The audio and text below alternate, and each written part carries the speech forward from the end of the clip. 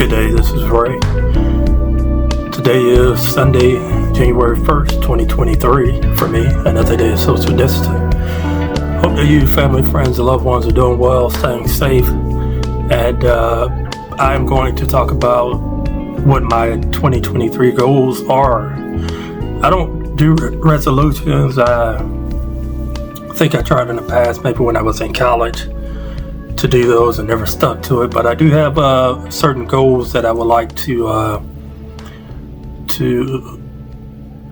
meet, to attain. Maybe that's something that could work for you. Is something that has been working for me, especially when it comes to health and to my financial goals at least. But I still have other areas of my life that I like to work on. So I'm going to give you an insight into what my health and fitness goals are, a little bit about my career goals, definitely my financial goals. That's been a big part of what I was talking about towards the end of 2022. Some personal goals and family and friends goals. Now, this is not in any particular order. It's just the order I'm going to present it to you today.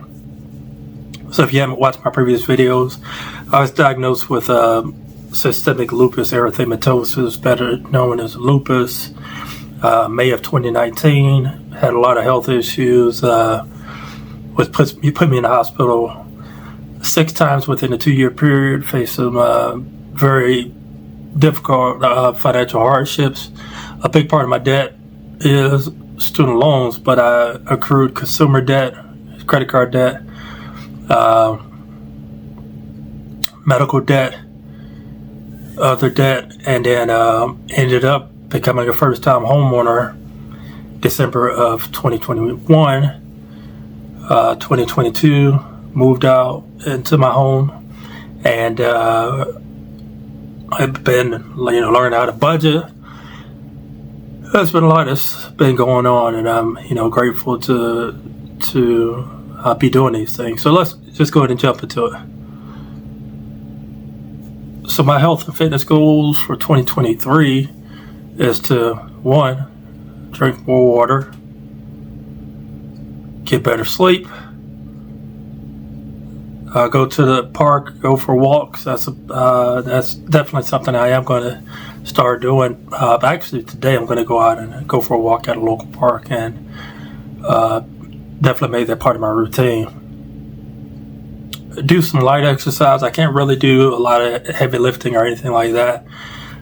So I, definitely going to incorporate maybe some band exercises, some sit-ups maybe, and at least do that. So light exercise, and also a recommendation by my mom is to eat oatmeal daily for the fiber, and I'll talk about that more in videos to come. But keeping it real, that's realistic health and fitness goals for 2023. Whatever I add to that, I will do, and definitely talk about more in future videos. Now, when it comes to my career, right now I'm studying for a career designation, and it's a tough one. I got 34 days now to take practice exams and quizzes to prepare for this test I'm going to take.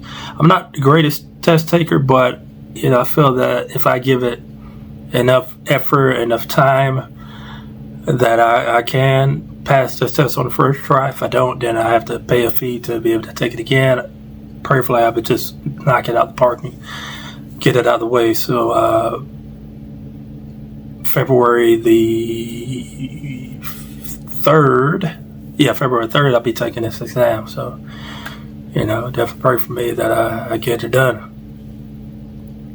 I want to become more knowledgeable about the procedures on my job. I'm coming up on my 12-year anniversary. I work with a company. That's always something I want to get better at, to become more confident at speaking on things that we deal with on a daily basis. I have my assignments that I do, but I'd like to be more well-versed at things that will better help our internal and external customers. So there's that. become a better teammate, help out in areas that I know I can help with. I'm a very organized person, and I think that I could really spread the word when it comes to that on how to be better organized, and if that helps my teammates, then that's great, and we can just continue to rock and roll. I'm looking for a very strong 2023, and then when it comes to the career designation, that'll help me better position myself for other opportunities that may arise in the company. That's not necessarily something I'm looking for this year. I really just want to work on these career designations, and if later on in the year that presents an opportunity for me to move into a position that will be a good fit for me, great. If not, then I'll just look in 2024 to look for other opportunities within the company. All right, so financial goals, and it's just a continuation of what I have been doing. Of course, look for ways to save money, whether that means to look for cheaper auto insurance, home insurance, cheaper internet, phone service, cut back on energy costs, whatever it is. That I'm definitely looking for those opportunities, because I'm budgeting, and that's always something that I'm considering, always something that I'm thinking about, is how I can save money. More to come on that. I have to replenish my emergency fund. My goal is to have that done by April. That is the hope. If not, it'll be sometime in the summer that it's done. But I anticipate that it will happen. I'm getting very close to doing that, and I'm grateful for that. Financial literacy, reading books, there are so many materials out there, either online or, different books that I have been looking at reading, and I will talk about that in future videos. This is just really kind of give you an overview of what my goals are, and of course to pay down debt. So looking back and looking forward, or looking towards this year, my consumer debt projection. The beginning consumer debt balance in 2021 was $97,520.57. In 2021, consumer debt that I paid off was $19,562.05, which meant my consumer debt ending balance that year was $77,958.52, 28.1% of my debt. Now, the only thing I had to focus on in 2021 was my consumer debt. I was not a homeowner. I was living with my parents, so was able to pay off a big chunk of my consumer debt during that year, 2022. Beginning consumer debt balance was $77,958.52. Was able to pay off consumer debt $10,480.04. The ending balance was $67,478.48, paying off 10.7% of my debt, consumer debt. The reason it was a lot less, just less in general, that year was because I took on a mortgage, and I had mortgage payments, HOA payments, electricity bill, all those things to pay off. I did consolidate a lot of the debt to be able to sort of ease the burden of having to deal with the high interest credit card debts and things like that. My emergency fund was depleted because I was hit with a sizable federal tax bill and state tax bill. So I've been working on replenishing that. My beginning debt for this year, consumer debt, is $67,478.48. I anticipate on paying $15,000. Now, this is assuming that my emergency fund is fully replenished. And if that happens, then my consumer debt ending balance will be roughly around $52,478.48, which is 15.4% of the debt paid off for this year. There's a chance that there is student loan forgiveness. I don't count on that. I never did count on it. But if that happens, then that'll knock off $20,000 in my consumer debt, which would be fantastic. If not, then I'm just going to roll with it, continue to focus on paying down my debt the way that I have been. So that's, a snapshot of what my consumer debt projection is for 2023.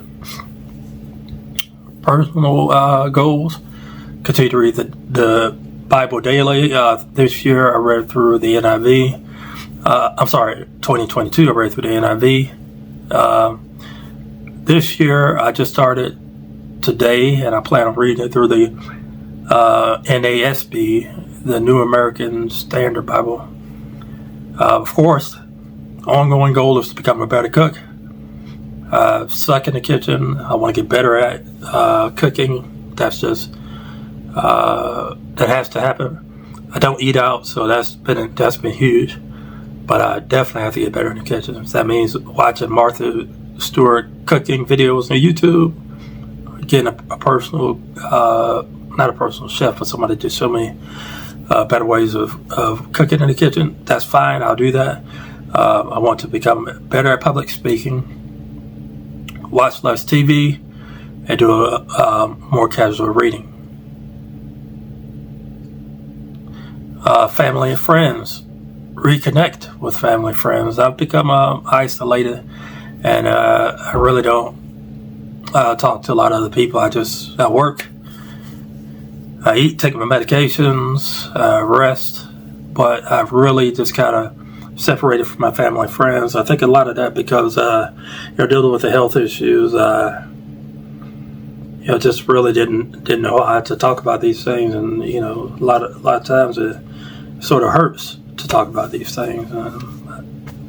Anyway, I want to celebrate the milestones, the birthdays, anniversaries, and those things. So that means becoming less isolated. And I have to mask up because I'm immunocompromised, and that's fine. I'm used to it now, and hopefully my family and friends have accepted that, and I just want to be more supportive and encouraging in that regard. So I'm going to leave you with a quote, and I think this will not only help you, but help me to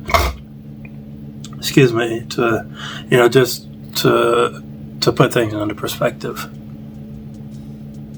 Excuse me while I pull it up. So I once bought my kids a set of batteries for Christmas with a note on it saying, "Toys not included." Bernard Manning. That's not the right quote. I'm sorry. Live in the moment and be present in all that you do.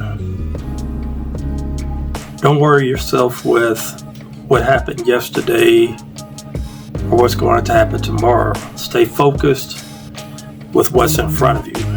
And that's a great quote, and that's by an actor, Michael Trevino. I had a trumpet teacher years ago in a symphony orchestra, and he told me when I was struggling with learning this music and playing these difficult passages to stay in the moment. Don't look too far ahead. Just stay focused on the task at hand.